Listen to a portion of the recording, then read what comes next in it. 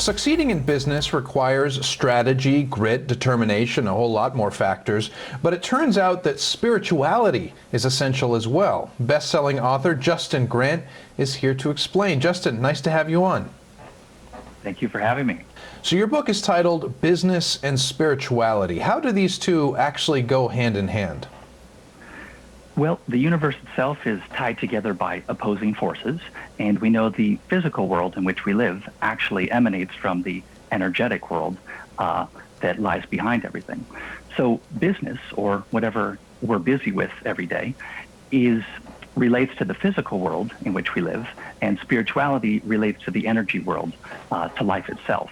And marrying the two together can augment both to help evolve us psychologically and bolster the work that we offer to the organizations that we participate in, and even to help serve society itself. So would you say that embracing this spirituality and everything that goes along with it is actually the best way to improve employee wellness and also, like you mentioned, group productivity? Yeah, exactly. I mean, spirituality gives us purpose, like I said. So purpose is interrelated with productivity, well-being, and group cohesion.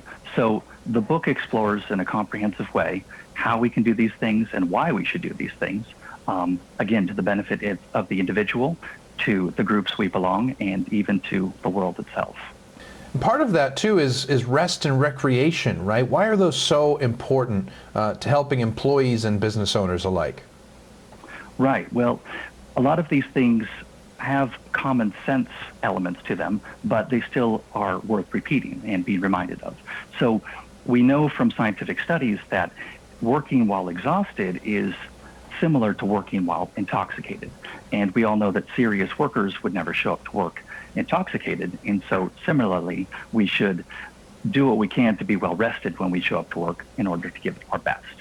And recreation also has a lot of science and mythology behind it, and that we know that a lot of geniuses' greatest ideas have come to them during times of away from work, where they had a chance to let their subconscious and even their soul mind percolate into them.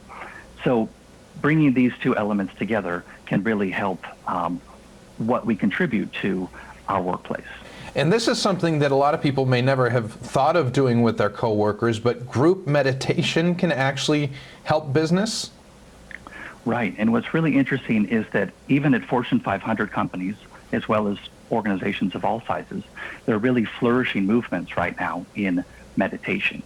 And there's a lot of science to support how this can benefit us and the organizations that we are part of.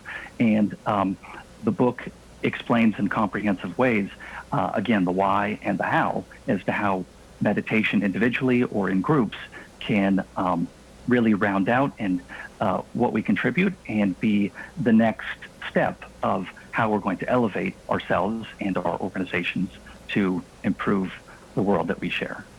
You also talk about sort of the intersection between environment, well-being, and how it leads to profitability. Discuss that briefly. Right. Okay. So again, there's scientific support that if we work in an environment that's beautiful, organized, has full of fresh air and plants, that enhances well-being and supports focus. So when these things all come together, we can improve our output and be connected with higher dimensions of reality, where ideas, which are the lifeblood of all creatives and organizations, come from. At the end of the day, that can improve profitability, which is what is necessary for any organization to survive and then thrive. Well, and one of the big goals of being in business in the first place, of course, is to, well, there's a lot of reasons, but one of them is to build wealth and to help employees feed their families, et cetera, to have a successful business. But you're saying that it can lead to serious happiness if you have those health, wealth, and gratitude aspects in your life, right? So how would you describe the interrelation between those? Well, we live in a culture that is always screaming more and money at us. And that's pretty natural. It's not unique to our culture. But again, what science is now telling us, which supports what religious wisdom has been telling us all along, is that unlimited wealth does not lead to unlimited happiness. And so what these scientific studies have shown that money does matter in relationship to happiness, but it peaks out at a very modest level, far less than what most people would guess and assume.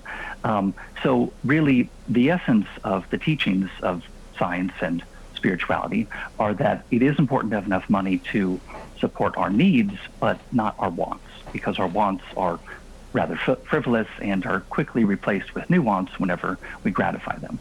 So if we change our relationship to money and wealth itself, it can lead to increased happiness when we realize that what we lack is not on the outside, but happiness can be cultivated from the inside.